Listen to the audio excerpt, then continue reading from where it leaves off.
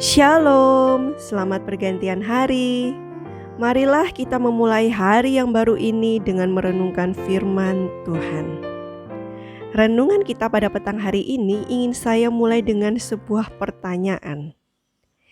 Jika kita mendapatkan soal isian atau fill in the blank, jika ada soal yang dituliskan seperti ini, lebih baik mati daripada titik. Kira-kira apa yang kita isi di dalam titik itu? Mungkin jawaban setiap kita beragam, bukan? Tetapi saya ingin kita membaca dari buku Testimonies for the Church, volume yang kelima, halaman 147, paragraf yang pertama. Jadi, jika di dalam buku Testimonies for the Church ini, jika ada kata-kata lebih baik mati daripada titik, inilah jawabannya. Mari kita sama-sama membacanya. Lebih baik mati daripada tidak menghormati atau melanggar hukum Allah. Seharusnya menjadi prinsip kehidupan setiap orang Kristen. Apa artinya? Artinya, prinsip kehidupan kita sebagai seorang Kristen atau seorang pengikut Kristus yang mengaku bahwa kita adalah umat Tuhan, kita harus punya prinsip bahwa lebih baik kita mati daripada kita harus melanggar hukum Tuhan. Adakah tokoh di Alkitab yang juga melakukan hal demikian? Ya, mari kita sama-sama baca ceritanya di dalam Daniel pasal yang ketiga. Saya akan menceritakan secara singkat. Di sana ada ketiga teman dari Daniel yang bernama Hananya, Misael, dan Azarya. Singkat cerita, mereka disuruh menyembah patung, tetapi mereka tidak mau. Karena mereka tahu itu melanggar hukum Tuhan. Itu sesuatu yang tidak disukai oleh Tuhan, sesuatu yang menyakiti hati Tuhan. Dan mereka rela mati? Ya, mari kita sama-sama baca. Jika kita membaca jawaban dari Hananya, Misael, dan Azarya, ini suatu jawaban yang luar biasa. Daniel pasal yang ketiga, ayat yang ke-17 hingga yang ke-18. Saya akan bacakan.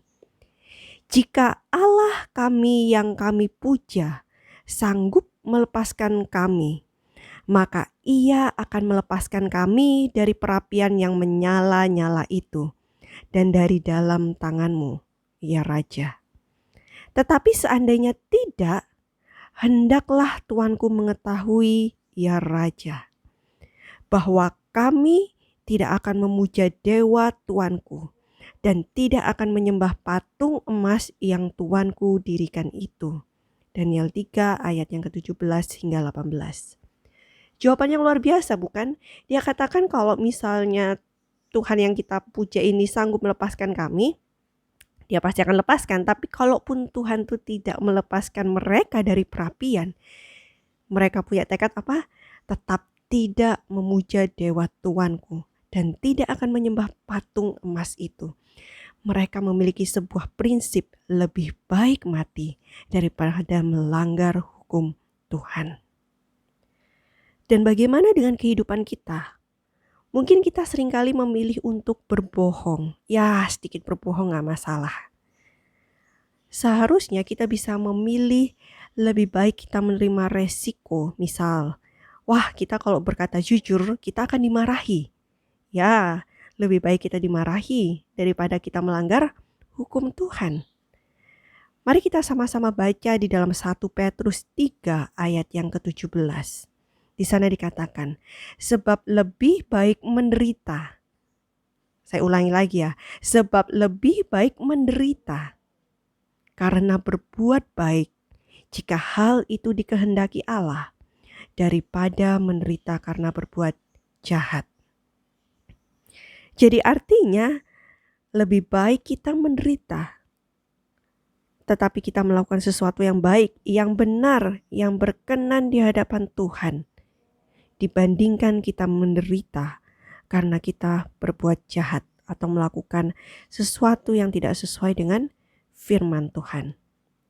Biarlah renungan kita pada petang hari ini boleh mengingatkan kita sebagai umat-umat Tuhan, sebagai orang yang mengaku sebagai pengikut Kristus, agar kita memiliki prinsip lebih baik mati, lebih baik menderita, lebih baik mengalami kemiskinan, lebih baik menerima celaan, lebih baik berpisah dari teman-teman, daripada kita tidak menghormati atau melanggar hukum Tuhan. Karena Yesus sendiri berkata di dalam Matius pasal yang ke-5 ayat yang ke-10, 11, dan 12 dikatakan bahwa berbahagialah orang yang dianiaya oleh sebab kebenaran, karena merekalah yang empunya kerajaan surga. Berbahagialah kamu jika karena aku kamu dicela dan dianiaya, dan kepadamu difitnahkan segala yang jahat. Bersukacita dan bergembiralah, karena upahmu besar di sorga. Sebab demikian juga telah dianiaya nabi-nabi yang sebelum kamu. Matius pasal yang ke-5 ayat yang ke-10 hingga ke-12. Selamat pergantian hari dan Tuhan memberkati kita semua. Amin.